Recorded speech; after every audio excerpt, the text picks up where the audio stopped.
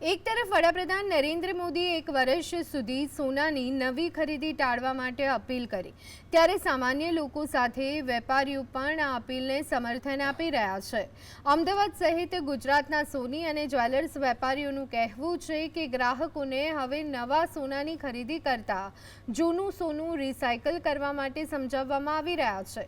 વેપારીઓના મતે જો સોનાની આયાતમાં 25% ઘટાડો થાય તો દેશના વિદેશી ચલણ પરનો ભાર પણ ઓછો થઈ શકે।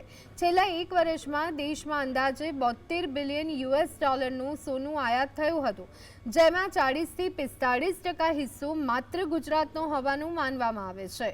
જો કે અમદાવાદમાં જ આશરે 1.5 લાખ લોકો આ વ્યવસાય સાથે સંકળાયેલા હોવાથી આયાતમાં ઘટાડાની અસર રોજગારી પર પણ પડી શકે।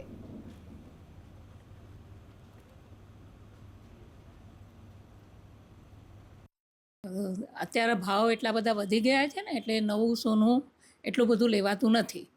એટલા માટે અમે જૂનું સોનું આપીને એક્સચેન્જ કરીને નવું લઈ લઈએ છીએ, બિકોઝ જૂનું તો બધાની પાસે મોસ્ટલી હોય જ છે।